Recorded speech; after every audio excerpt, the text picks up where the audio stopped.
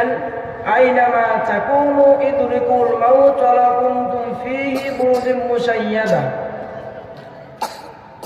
আল্লাহ তাআলা এই আয়াতে বলছেন যে তোমাদেরকে মৃত্যু গ্রাস করবেই করবে,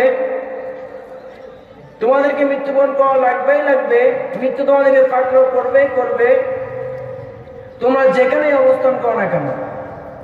আমরা যদি গুহার ভিতরে অবস্থান করি, সুরক্ষিত দুর্গের ভিতরে অবস্থান করি, এই জন্য আল্লাহ তাআলা বলছে তোমাদের সুরক্ষিত দুর্গের ভিতরে অবস্থান করো, তাহলে তোমাদেরকে মৃত্যুবরণ করা লাগবে, মৃত্যু তোমাদেরকে পাকড়াও করবেই করবে। মৃত্যু কখনো কাউকে ছেড়ে দিবে না।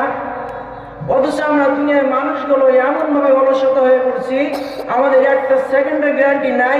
প্রত্যেকটা দিন হাজার হাজার যুবক বলেন, হাজার হাজার মানুষ বলেন অ্যাক্সিডেন্টে মারা যাচ্ছে। প্রত্যেকটা দিন দেখা যাচ্ছে আমরা জানাজার একটা পর একটা পড়তেই আসি, না জানি কবে আমার জানাটা শুরু হয়ে যায়, কবে না জানি ওই ইমাম সাহেবের সামনে আমার দাঁড়িয়ে যেতে হয়। আজকে ইমাম সাহেবের পিছনে নামাজ পড়ি, হয়তো আমার দিন চলে আসবে কবে জানি না, হঠাৎ করে ইমামের সামনে আমাকে দাঁড়াতে হবে, ইমামের সামনে আমাকে শুয়ে দেখতে হবে, সকল মানুষ আমাকে নিয়ে জানাজার পড়াবে। অথচ আমাদের মৃত্যুর গ্যারান্টি নাই, কিন্তু আমরা ভেবে থাকি আজকে রাতে ঘুমালাম, আমি বুঝি না ওই লোক কিভাবে ঘুমাই, হিসাবে সালাত না আদায় করে, যে এই গ্যারান্টি রাখে আমি বাঁচবো না।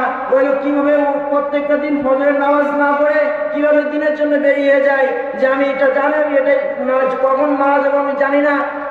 যে কেমন ভাবে লোকগুলো দুনিয়া মুখে করে নাফরমানি, এত নাফরমানি করে। আপনি খোঁজ নিয়ে দেখেন, যত নবীর উম্মত ছিল, যত পায়গম্বর ছিল, প্রত্যেক কওমদের মধ্যে এত নাফরমানি কেউ কখনো করে নাই যেমনটা নাফরমানি আমরা রবের সঙ্গে করে থাকি। অথচ সৌভাগ্য আমাদের এটাই যে আমরা শ্রেষ্ঠ নবীর উম্মত হতে পারছি। এজন্য আমাদের আল্লাহ তাআলা এখন দুনিয়ার জমিনে রাখছেন।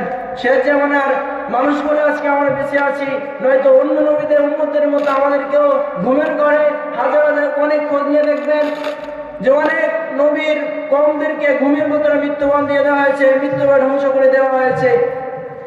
শুধু তাই নাই, কিয়ামতের মাঠে বান্দা আফসোস করবে,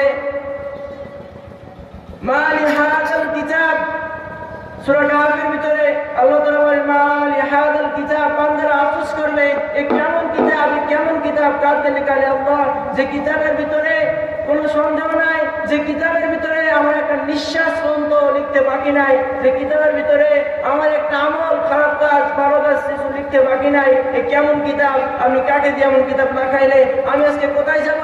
দুনিয়ার মানুষগুলো আজকে নাফরমানি করতে করতে রবকে এত পরিমাণে ভুলে গিয়েছে যে মানুষগুলো সালাতের দিকে ডাকা হয়, প্রত্যেকটা দিন মুয়াজ্জিন 5 বার করে ডেকে বলে আয়াস সালাহ হাইয়াল ফালাহ, কল্যাণের জন্য এসো, সালাতের জন্য এসো।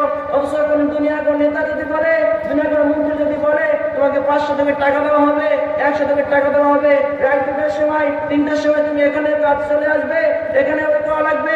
ঠান্ডার সময় এখন মানুষ পানিতে নামতে রাজি আছে, অথচ 2 রাকাত সালাত আদায় করে যেতে রাজি নয়।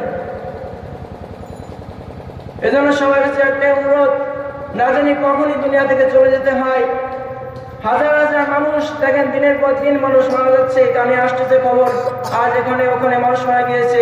সবার কাছে একটাই দাবি, জীবনের কদর করতে শেখেন। প্রত্যেকটা দিন যখন চলে যায়, এই দিন প্রত্যেকটা আমাদের বলতে থাকে, প্রত্যেকটা দিন যখন চলে যায়, দিন শুরুতে সকালবেলায় শুরুতে আমাদেরকে যখন আসে তখন বলে দুনিয়ার জগতের মানুষ শুনে রাখো, কিয়ামতের আগে আমি দিন মাত্র একবারই আসবো, আর কখনো কিয়ামতের আগে ফিরে আসবো না। আমাকে তোমরা কদর করো, আমাকে তোমরা কদর করতে শিখো।